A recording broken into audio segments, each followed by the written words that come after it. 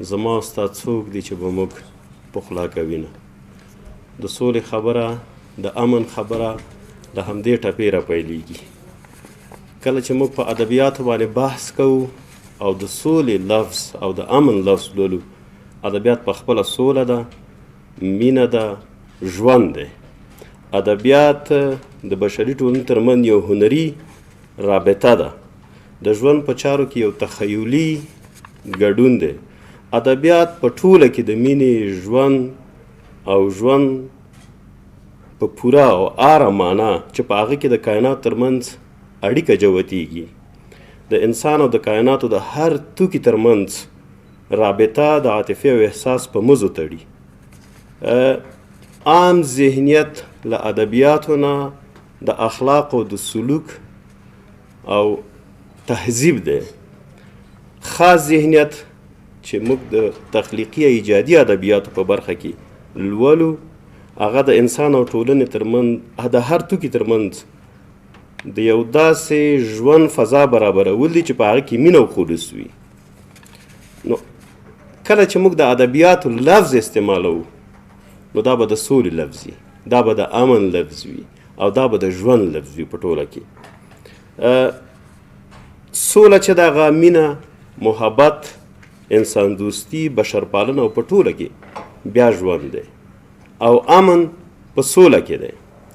امن او سوله د انسان هغه لومړنۍ غوښتنې دي.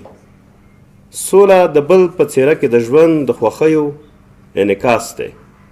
انسان تل دې ته جوړوي چې د بل په ژوند سوچ وکړي. د بل په ژوند سوچ کول انسانیت دی. ادبیات د همدې موخې د انځورولو او وړاندې کولو یو هنري اثر یا تابلو ده.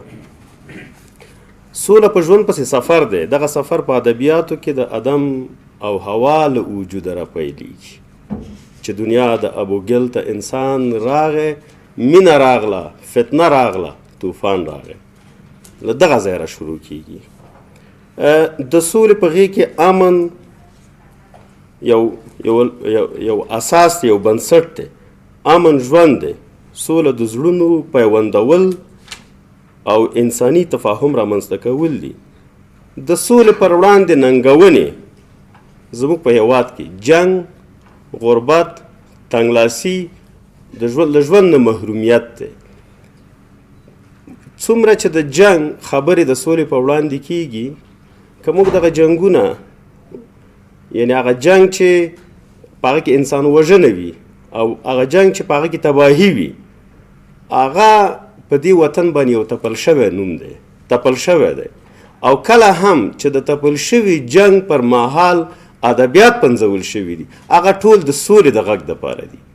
که موږ له هغې نارې چې په سورغر بل راته نن اور دی، وګړی جوړ راته پیغور دی، په کلي کور باندې مغول راغی، هم په غزني هم په کابل راغی، که موږ دا خبرې کوو، موږ هلته ګورو چې څوک راغلی دی او د چا په وړاندې یو مقاومت باید وشي چې موږ له شره وژغورل شو. جنګ دلته د امن او د شر د ژغورنې لپاره شوی دی. نو جنګ په ادبیاتو کې که انعکاس شوی دی، منعکس شوی دی، هغه د سولې دپاره دی، هغه د سولې د تفاهم دپاره دی، هغه د سولې د نوم دپاره دی.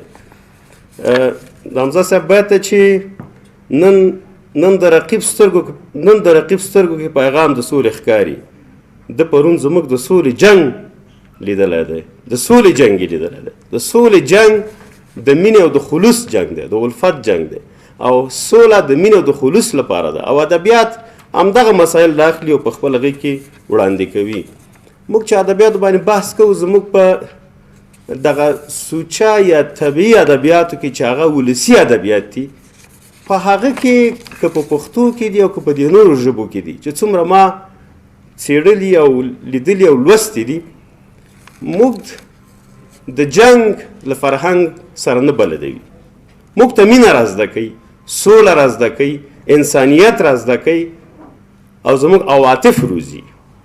په هغو ادبیاتو کې تاسې داسې نمونه نشئ پیدا کولی، په دغه طبیعي ادبیاتو کې، سوچه ادبیاتو کې، فولکلوري او ولسي ادبیاتو کې، چې هغه خلک جنګ ته وهڅوي، هغه د جنگ فرهنګ وړاندې کړي، هغه د جنگ د فرهنګ ترویج وکړي، بلکې یوازې په هغو ادبیاتو کې د انسانیت مینې او خلوص خبرې شته. کله ټپې رانیولې له سروکي ببولالې غاړې او همدارنګه نورو برخو ته ورشو. په دې ټولو کې تاسې په هغه طبیعي ادبیاتو کې وګورئ، تاسې پکې د جنګ لور ته د هڅولو خبره نه ګورئ. یوازې د مینې او د ولفت